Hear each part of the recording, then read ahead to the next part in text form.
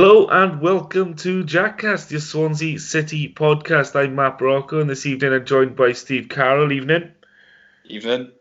This promises to be a bit of a surprisingly upbeat podcast, isn't it, Steve? Just after the first leg of the playoff semi-final, and well, I don't think any of us actually predicted a victory away to Barnsley, but that's what we got. A solid display, a good defensive performance, and a cracker of a winning goal. And all in all, a brilliant night's work for Steve Cooper and the boys.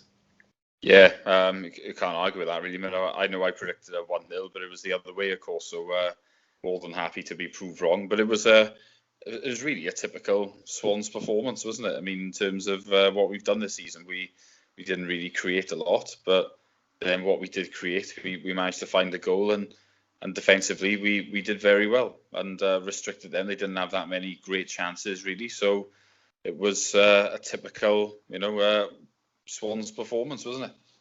Yeah, I don't think we were completely off colour with our predictions last week, because we did say that we expected it to be quite a tense, cagey affair. And to be fair, it was, wasn't it? There was only one bit of quality during the whole game, really, which was the Andrea goal. The rest of it, the ball spent a long time in the air. No one really wanted to keep the ball in possession. It felt like every other touch was a clearance. It just panicking, maybe nerves. What do you attribute to that? I know neither team really have been lauded for sexy football this year, but still it seemed to be ridiculously low passing percentages and even attempts at playing football. Yeah, when I got back from the railway last night, my father was watching the highlights on Quest, and there was a stat on there that said, I think Barnsley's pass percentage completion was about 44%, and ours was 47%. Just think that's pretty abysmal. That's like proper lower league standard, really, isn't it? I mean, just for context, I think you're looking around about between 75 and 80, aren't you, or somewhere around those numbers? Would you expect, or is that a bit ambitious? Well, you'd expect a lot higher than that, wouldn't you? I mean, yeah. Well, you're giving the ball away more often than you're keeping it. Because they weren't even like passes, were they? They were just lumps up the pitch a lot of the time. Yeah, that's what I mean. It's there wasn't really an intention for it. I know Barnsley have been quite long ball all season, and so obviously they've made it work for us. And we've said many times we're not exactly this easy on the eye side anymore either. So yeah, it was surprising to see how many long balls there were. I mean, and obviously from our point of view, understandably, when we were getting bombarded, you are just going to get rid of it. But we probably did do it, more often than what we would like. But the way we've got to look at it when there's like a 3-game mini season to end and when one team goes up, I think style of play and stuff like that, as much as I do care about it, it sort of gets parked on the back burner, doesn't it? Because when we have to probably do what we've been good at all season, this is the reason that we got in there, and we sort of need to stick to it. And if that takes us up, then so be it. I suppose we'll worry about the rest of it in the summer once the season's over. But it's pretty staggering stats, and that you can't look at it any other way, can you? No, you can't. I don't want it to be a negative slant. It's just an observation on the way we saw the game develop. But to take it to a positive, I mean, I suppose, as you were saying there, Barnsley wanted it to be a bit of a scrap, because that's what they've that's how they've got where they are. And Swans going away in a playoff semi-final first leg, we're more than happy to oblige, because the bittier the game, and the less advantage that could be gained from Barnsley actually stringing anything together, would be better for us, wouldn't it? But as the game panned out, one thing that did shine through very brightly was the Swans' defensive display. No less the two centre halves, Cabango and Gehi. We'll talk about the formation a little bit, but those two kept DK very quiet, very frustrated. And as much as he tried to irritate our defence, we had him in the pockets all night, didn't we? Yeah, we did superbly, really. I mean, Gue's been a beast all season, really, hasn't he? For me, he's been our best player. He deserves the Player of the Year award, and he stepped up again. And I mean, I think there were, maybe one or two question marks about the inclusion of Cabango, but he was superb as well. We headed everything out. It was just a brilliant defensive performance, as I say. they more than had the number of the Barnsley attackers, and they deserve a lot of credit because they're both still very young men. It's probably the biggest game any of them have played in. That's certainly at club level, you would have thought, and they more than stood up to the challenge really. So that was really encouraging, and obviously we'll be looking for more of the same on Saturday. Yeah, let's reserve special credit for Freddie Woodman as well, Steve. Who we've questioned at times during the season. There was no questioning him last night, was there? He was spot on with almost everything he did. Actually, he not only made some crucial saves, but also he read the game superbly. He was fast off his line to stop some moves developing into real chances before they could.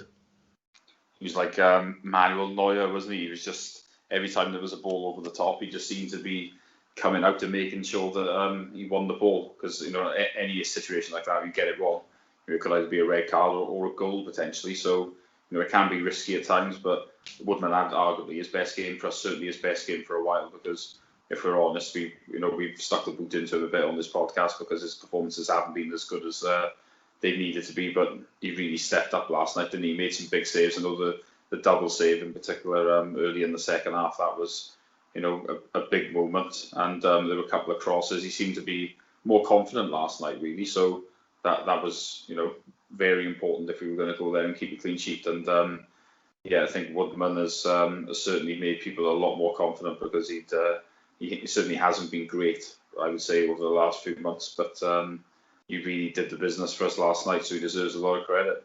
Does he did everything he did was superb, which was great to see, because I think the defenders playing as they did give him the confidence, and him doing what he was doing give the defenders confidence, and between them, I think they really did a number on Barnsley's attack.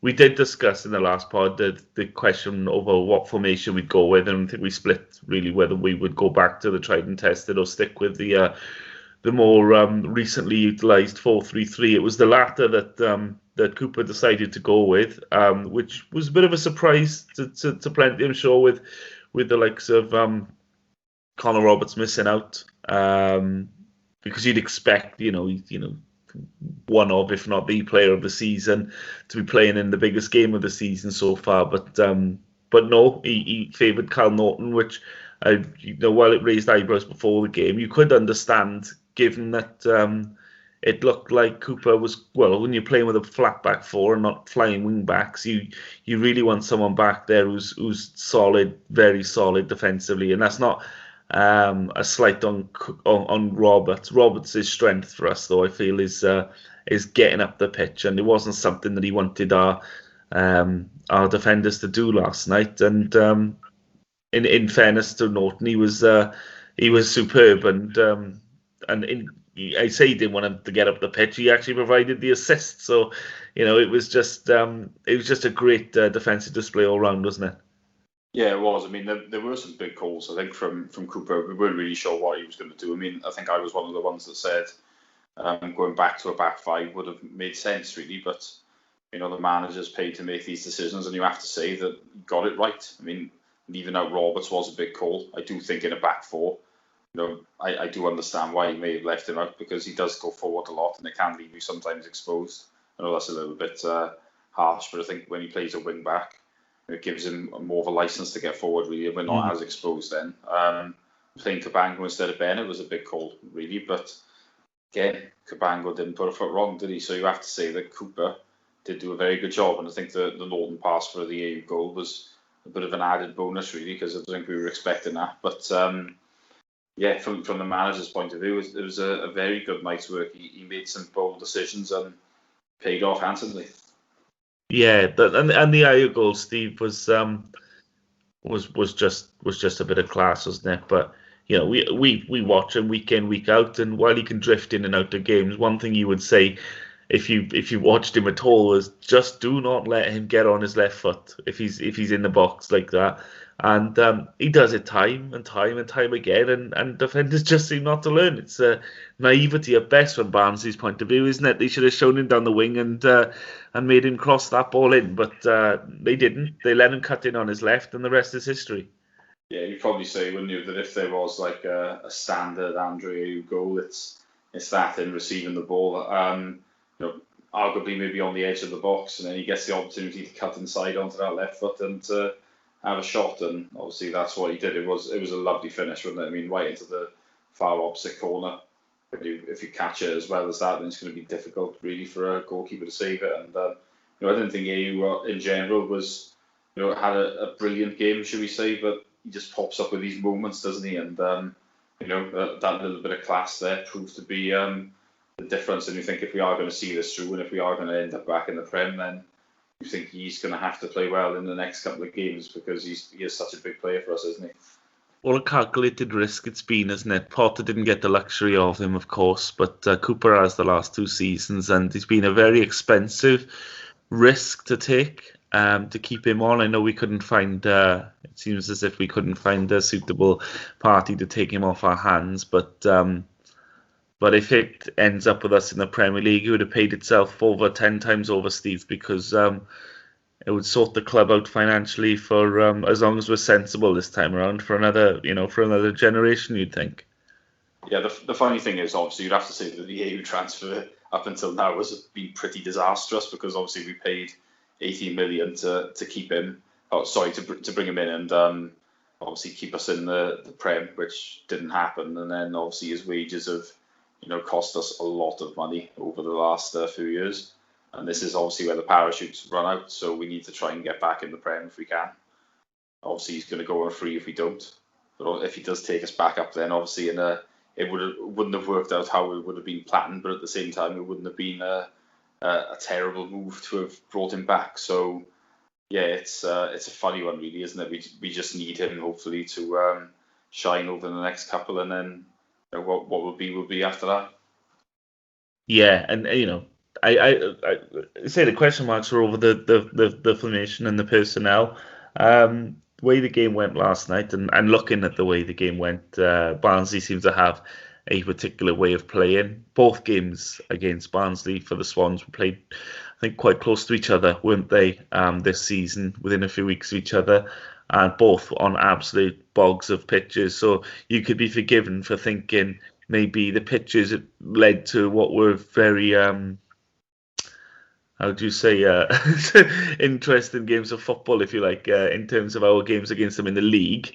But from last night, it looked like it wasn't the pitch at all. It was just the style of play that Barnsley have taken to and been successful with. So in that regard, I can't see too much changing down the Liberty on Saturday, Steve. And I'd be tempted to go with as much of the same team as we can, because Barnsley struggled to threaten, and we, whilst we were caught in a game of hoofball, you have to say on paper at least that we offer that sort of threat when you've got 3 men up top, which allows a player like Andre to find himself one-on-one with the last defender, where he can nip around them and curl it into the bottom corner. And the 3 men up top, regardless of how involved in the game they were last night, there's no doubt that contributed to it, because you have to occupy more men then.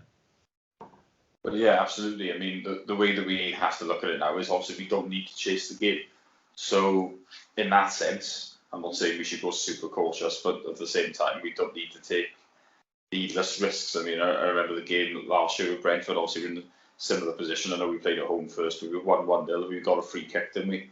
And I think we gambled everybody forward, and we ended up conceding on the break, and that sort of undid us. And to be honest, we didn't really learn that lesson last night, did we? If you think of some of the corners that we had that were abysmally good, and then obviously they seemed to break on us, so we got away with it because Barnsley didn't make the most of it. But we don't need to massively go for it. I mean, there's no point making changes, I would say. I think we should probably stick with things as it is. I mean, I think if we draw 0-0, it could be a case to make a couple of changes, just because obviously we would need a goal at some point. unless we're prepared to shit ourselves towards penalties and then take that type of gamble. But I think we should just stick with how things are. I mean, there's a lot of players on the bench anyway, isn't there? If we need to make changes, I think the only one I'd consider maybe taking out would be Hourahan, because I didn't think he was very good again last night. And the fact is maybe we don't need a goal. We could arguably bring Smith into the midfield there. That's the only one I think of doing.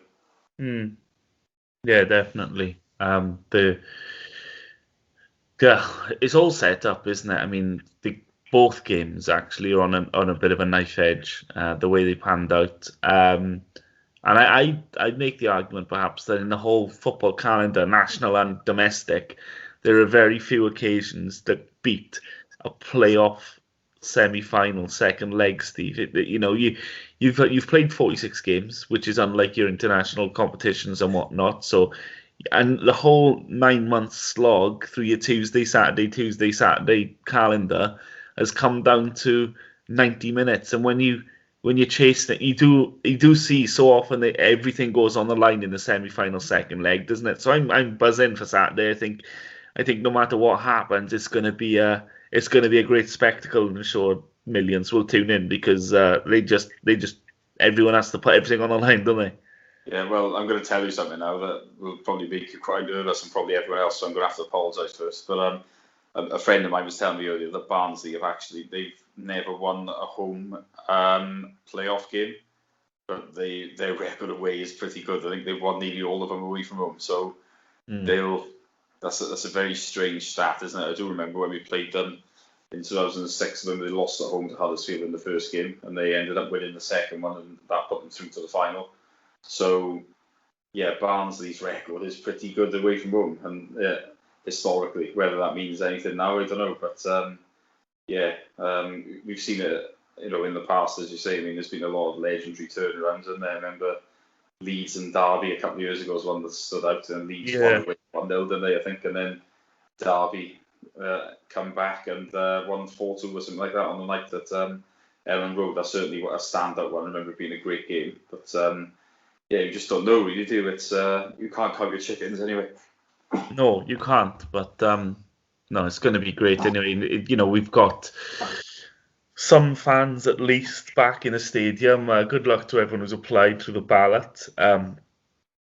Just make sure when you go, you make a lot of noise and you make it awkward and you make it uncomfortable because we couldn't hear the crowd on the TV screen last night, Steve, could we? But from what I've seen on social media, Barnsley fans did just that, and they made their feelings vented to the ref on all the fouls that were given against them and stuff, and we needed a strong ref to make sure he didn't sway too much their way, and so in that respect, it could potentially work, as an advantage, even with only 3,000 or so fans, if those fans are turning up passionate and ready to give their all as the players on the pitch. Yeah, I'm sure everyone who is lucky enough to get a ticket will be up for it at the end of the day. We've all been at least 14 months without going to a game. I'm sure there'll be some who've been even longer. So everyone's going to be looking forward to it. I mean, you're not going back for a boring end of season game like a lot of the Premier League fans will be. I mean, going back for a huge game. So, everyone who does get a ticket, I'm sure will be well up for it, and hopefully we can, use that to our advantage as well. Yeah. Well, let's talk about the other game, Brentford-Bournemouth, because obviously we've got a vested interest in that one as well. We had a bit of discussion, didn't we? We weren't really sure who we wanted to progress there, all being well, and fingers crossed and touch wood, etc., about the Swans being able to go get past Barnsley on Saturday. I'm kind of split on it because I feel like over the course of the season, Brentford have been the stronger team, the more threatening team, the one that can cut teams open at will, more so than Bournemouth. But then you come to this business end of the season, where we saw last year Brentford just had a bit of a wobble at the crucial moment at the end of the season, and it's happened again this year. Bournemouth have got the experience, haven't they? They've got the Premier League experience in their ranks. They've got older heads, that have been there and done it, and you just perhaps feel that when it comes to a Wembley final, Bournemouth may be less phased by the occasion than Brentford would be, who, obviously got there last time round and missed out to Fulham. But I wonder maybe if it would work in our favour to play Brentford, even though they look the more dangerous team to me. The truth is, I really don't know. I mean, I think that the best two footballing sides in the playoffs are definitely those two. I mean, if you look at it, Brentford, I know we've had 2 draws with them earlier this season. If we're honest, in the game at the Liberty, they absolutely battered us, didn't they? So that concerns me. And then I think Bournemouth, we had a 0-0 at home, that one great up there. They gave us side and then we lost 3-0. So, I think either of those two would be very difficult to beat. But it's a one-off, and if we end up getting there, of course, we don't want to get too far ahead of ourselves. I think, what will be really, won't it? And we just got to concentrate on our own game and then worry about the final if we end up getting there. But I think we should all feel quietly confident. I think when you've won the first leg, especially when it's away, you should be very disappointed then if you don't end up progressing to the final. But as I've said, we have seen it happen in the past, so it's a funny one in that the playoffs you see things that you certainly don't expect. I mean, if you look back at the time that we went up to the Prem, of course, it was the red card in the first game, wasn't it? And then in the second game, it was, I think Forest could have equalised at the end, and then Pratley scored probably one of the most iconic goals and moments in the Swans history. And then you look at the final with 3 up, you're thinking, we're definitely going to go up. I remember having messages on my phone from people saying, well done, you're going to be in the Prem. And I wasn't believing it, because I know what the Swans are like, even though I didn't think it would go barely up, but it nearly did.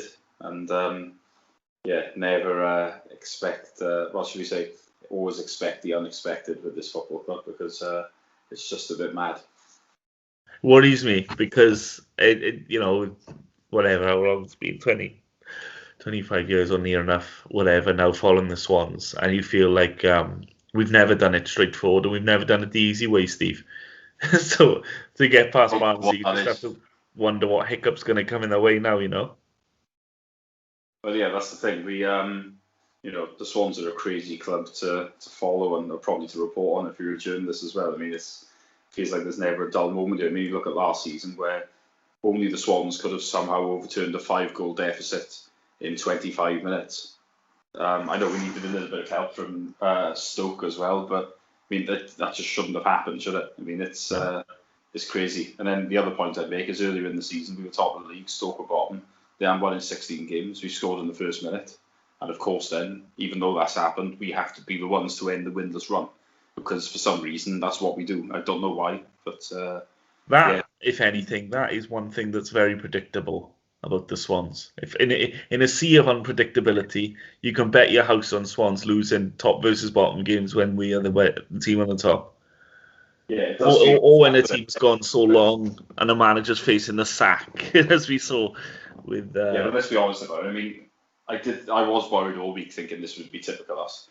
But after we scored in the first minute, even I was thinking, well, surely now we will not lose this game, and we still did. Yeah, it does. It gives you a little bit of a jittery cause for concern when you think, right, okay, so how is this second leg going to suddenly become interesting and controversial? Because it certainly won't be a coasting home. Barnsley will make sure of that. It's a wonder really, because I mean everyone to a man seemed to turn up last night and fight tooth and nail for that win, which is interesting, because we didn't really give ourselves a great deal of hope there. We just wanted to keep it tight, maybe if we were going to lose, go down to the single goal, because if we needed to score multiple goals just to get level with Barnsley, we haven't done that all season, so you'd have to question whether or not that was feasible for us to achieve, but we did beat them, and perhaps it felt almost a bit like, Steve, we were playing against the tide, because of the 4 teams in the playoffs, Swansea were probably the least popular choice, and among the neutrals it seems to go up. everyone obviously wants a Barnsley or Brentford to get there because they've not been there, and and Barnsley's story this season's great. Brentford is obviously a big media loving with them anyway, and they've been there for a couple of years now, so you'd think maybe it's their time. But not a lot of love out there for Swansea to win the playoffs, Steve. No, to be honest, I can understand why. I mean, our football's not the easiest on the eye. A lot of people are probably thinking, oh, well, Swansea have been up before in the near past.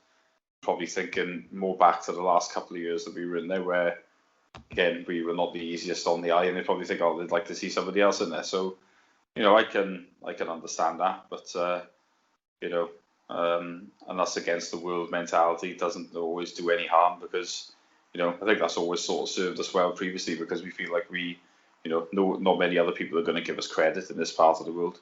Not even from our own media. Certainly a certain head of sport is never going to give us any credit. So, we have to sort of, get in people's faces, I suppose, in terms of what we do and make sure we shout about our achievements. And, maybe we'll do it again. Certainly hope so. Yeah. It's going to be really interesting anyway. There's so many questions Cooper to answer. Everyone banging on his door this week now, asking for a shot in the second leg. Let's just hope the game lives up to the expectations because I think it's great. I think the second leg of a semi-final is one of the events of the year. It often overshadows the actual final. Yeah, I'm buzzing for it. We were actually talking last night when I can't remember how we got there, John. So we were a couple of drinks in by the time, but we were talking about songs, weren't we, Steve, that were playing down the vet. We started with the medley that was played 5 minutes before kick-off, and we found out the name of the song. I'm hoping now, by the way, because we're doing this before edited by Dan. I'm hoping that this podcast has started off with that medley. If Dan's managed to get it up, brilliant. And that medley is played for you, so you know what we're talking about already. But we got chatting, didn't we? And we were talking again today, and there's one that's been bugging you for forever that you only know the cadences to. There's no real words to it. So how do you really find out what it's called? Because unless you sing into your microphone and Shazam it and hope it picks it up, but obviously that wasn't going to work. So but you found that out. But I decided to have a bit of fun with it, didn't I? And put it on Twitter on the Jackcast account and ask about pre-match, during the match, post-match songs that were played down the old Vetchfield. Hoping we'd get a couple of responses and people take a trip down memory lane. It was far more popular than I anticipated, actually. A lot of amazing memories. A lot of people remembering how it was. I forgot about that one. I spent a lot of time on YouTube searching up the names of songs, which I knew the song, but I never knew what it was called. So when people were sending them over, I was like, what's that one? I was like, of course, yes, I remember this, I remember that. And some cracking suggestions, wasn't it, Steve? Yeah, they were. It was like I was going through the thread thing myself. Oh, yeah, I remember that. Or like you said, really, there was a couple where you don't know the names to them. You say, so that's what that's called, and all that type of thing, really. So, yeah, I think you sort of associate the music that used to get played, don't you, with the whole experience. And, there's certainly, obviously, as time goes on, some of the songs that get played changed. Obviously, I don't think a lot of them should be changed sometimes because some of them are just complete classics. Daydream Believer being one, and why that was ever consigned to not being played was, I have no idea why that decision was made, quite frankly. I'm glad it's been brought back more in recent years, and it should always have its place pre-match. But I think there's certainly some classics there, isn't there, that people used to enjoy. And as I say, they're part of the whole experience, really, aren't they? And certainly a few that stand out. Yeah, absolutely. To check it out on the Jackcast Twitter account, by the way, because as I'm talking here, there's been 28 responses to that, so there's plenty there. Didn't even know there were that many songs, but of course it spans different eras as well at the Vetchfield. There's some that I never knew were ever played. I've been reliably informed that early 90s on a defeat, they used to play REM Everybody Hurts, which I can't quite get my head around because as my I like REM, but if you've just lost the game of football and you're feeling quite down about it, the last song I want to be listening to is a bit of depressing music like that. So perhaps good that that's been consigned to history, even though it's a cracking song, it's not one I want to hear after a sickening defeat, Steve. But most of them were things we recognise, weren't they? And yeah, it's on the Jackcast Twitter account, and there's still more responses coming in. So have a look at that. It's great, and thanks for everyone who's contributed to that as well, because it's been a fun afternoon of taking that trip down memory lane. It wasn't just the songs, was it? Because it put you in a place, didn't it, Steve? When you heard the song that someone mentioned, you remember where you were when you heard it and what you were doing, and certain pre-match music. You could remember, well, actually, that was always played 5-3. So I always remember walking up the steps when that song was coming on, etc., to, I'd get to my place in the North Bank, etc. So it really painted a visual picture, didn't it? Yeah, it did. I mean, you think back to, I think it was called the Triumphal March from Ida, which I would never have got. That was the one that. That's the one you were looking for, wasn't it? Yeah, that was the brass band, and that would get played every time we scored. And you just think of, I don't know what the hell that is, but you just think of that coming on when a goal would go in, or sometimes it would come on, I think, maybe just before the start of the second half, or something like that. And you could hear that anywhere, and the first thing I would think of is the Vetch, basically. So, yeah, that's, like I said, that takes you back. I mean, I think I tried to Shazam it off the West Ham FA Cup highlights, and that was being played blasting when we scored and at full time. With all the crowd and all the background noise and all the commentary noise, it was never really going to work, was it? No, I don't think it was, but it was incredibly loud, and obviously everyone's going mad for it because that's what used to happen on the Vetch. And like you say, it would take you back to certain ones. I remember the Hull game where the Welsh national anthem was played, for example, before the game. I think that's the only time it ever happened, but that was there to get everyone up for it. And obviously there was a rousing Daydream Believer, which was the bog standard one. And as you say, the medley of Welcome Back, My Friends, to the Show That Never Ends, which I'd completely forgotten about, but that used to get played every week, didn't it?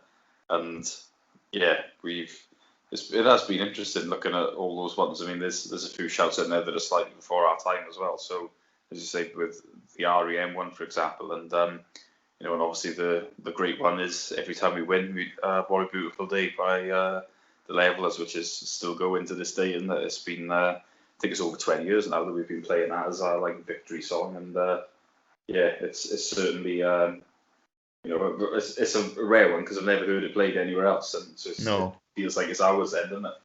And there was obviously some in there that got played infrequently as well, which could still put you in a picture. Sometimes they take us down a trip of playing, especially if you're playing an important game and it's some sort of to drill up some national pride or whatever. They play a few Welsh songs as well to get you going for them, which would happen on occasion. But no, it's great ones like stuff like Swords of a Thousand Men, which Swans FC Jake put up, which is great because as he rightly said in his follow-up tweet, it's actually on TV at the moment on a Butlins advert. And I've seen the advert, and he's right. It does. As soon as I saw the advert, the first thing I thought of was the Vetch and the Swans. So no, it's been great. In fact, if you're thinking of putting this is definitely this Twitter thread here now. This is like mixtape territory. You could go through, you're picking all the songs off, chucking them on a CD, and that's one to keep in the car for an away trip next season, I think, Steve. Yeah, I think there's definitely potential for a playlist here. I think certainly if we can get a bus going back to away games when the world has become normal again, that could go down like a storm, I think. Oh, yeah. If you are, listening to this now, whatever day we get this out, and you do have any suggestions, do check them on there. We'll keep an eye on it, because it'll help our playlist that we're going to make off the back of it. Shamelessly admitting that. Right, let's look ahead to the second leg of the playoffs then, and course, it's back at the Liberty. Crowds back in for the first time in 14, 15 months, Steve. And as I've already billed the playoff semi-final second leg as being some blockbuster affair, it promises to be a cracking night, whether you're one of the lucky ones in the ballot, whether you're watching it from home, whether you're watching it from a pub, which you're now allowed to go to, and wherever you are. I think you've got to find a method of watching that game. Oh yeah, I think most of the city will be watching. I would have thought on Saturday evening, and like I say, can't wait for it. Really, can we? I mean, it's always the thing, isn't it, with playoff games? The gap between the games just seems like it goes on forever. Obviously, it's only a couple of days or 3-4 days of that usually, but you just want that second leg, don't you?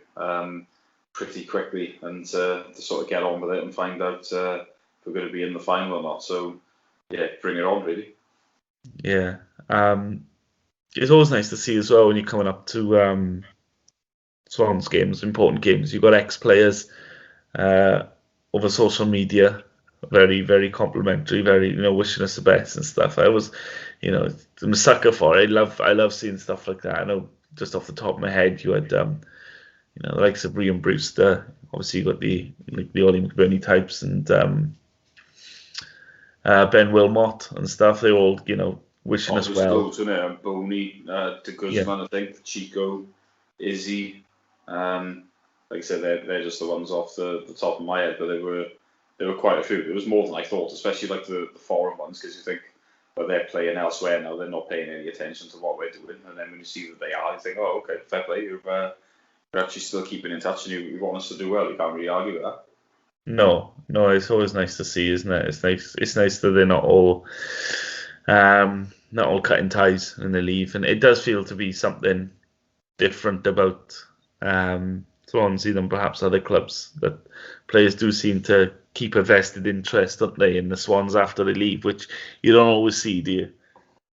No, you don't, and it's just one of those things that's nice to see. We all like to believe that players love the club and all this type of thing, and in most cases they don't, and I'm sure they don't, even though they've sent these nice little messages. But it does show that they care, and I suppose they enjoy their time here, and they still look out for what we're doing, and it's always a nice touch when you see that.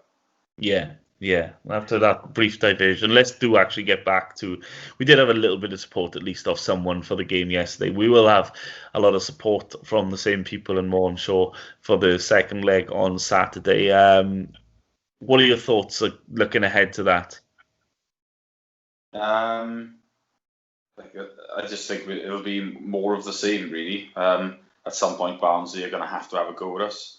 It does give us an opportunity on the break, as long as we don't concede too early. So, yeah, I think it'll be another cagey, tight affair. I mean, if we were to get a second goal, I mean, we really should be seeing it off then. I mean, we're pretty good at seeing out leads, or in general, we have been for most of the season. So, yeah, that's how we've got to look at it. But at the same time, I don't know if we want to play it. Certainly don't want to be playing for 0-0 from the first whistle. I mean, I think if you do that, you're asking for trouble. It's a long time to go if you're just going to sit deep. So we've got to at least try and have a bit of a go, even if we don't gamble a crazy amount going forward. Maybe that we would if it was 0-0, for example. Yeah. Would you stick with the same 4-3-3? Would you now be tempted to make sure that defensive line? I mean, personally, I think I would go with what we went with yesterday. I wouldn't really change anyone that wasn't forced, because if we can keep the game bitty and scrappy and keep that threat up front if should we need it, it's plays more to our advantage than Barnsley's. But what do you do if you were in the manager's hot seat? Well, I mean, like I said earlier, really, I think I'd pretty much keep it the same. The only change I'd consider would be Smith for Hoorham, because I don't think he was great last night, and I feel like sometimes we're carrying him and he's playing based on the fact he can offer a threat, but he didn't offer any sort of threat really last night. I thought the set pieces and stuff were poor, and he didn't get involved enough. So I do wonder if we might be better putting him on the bench, and then he can come on if needs be, rather than if we start him, he doesn't do great, you take him off, and then Barnsley get a goal, and then we need a goal or something like that. Then there's obviously he's off the pitch. I mean, I think that happened against Cardiff, didn't it? He started, then he picked up a knock, had to go off, and we'll chase him then. we needed a goal, and obviously he couldn't come on. So I think that might be the best option, really. Just bring Smith in for him, and then everything else leave the same. Do you know, the Horahan conundrum, what confuses me more, or it baffles me more than his, the way he drifts out of games and he can go invisible, is that I can't believe how few free kicks we get outside the box. And we seem to be getting 2 or 3 a game when we didn't have a good free kick taker and we were left with Grimes or someone taking the free kicks. We seem to get them all the time. And now we've got someone there you put good money on working the goalkeeper from 20-25 yards. And we just don't seem to get a single free kick in those areas anymore. It's baffling. Yeah, it is baffling and frustrating, really. I suppose it's one of those things, isn't it? But that would be a big thing that he would obviously excel at. So, when he did score a great free kick at Huddersfield, didn't he? So he obviously, I think Hourahan's one of those players that he brings moments rather than playing well consistently. I mean, like I say, if you get a free kick, you can provide a big moment there, or another set piece, or possibly a shot from long range. But he doesn't get involved enough, really, does he? Doesn't affect the game. He can be too much of a passenger, I think. Yeah. It could be an option for a bit of a change there and bring Smith in, as you say. Do you expect Barnsley to divert away? Because we were talking about the surprise of Cabango playing perhaps ahead of the likes of Bennett. But for me, if you're coming up against a team that are just hitting high long balls to the front man and not playing it down on the deck at all, as we saw last night, there's no one stronger in the air at the club than Cabango. So he's it's meat and drink for him. That sort of game.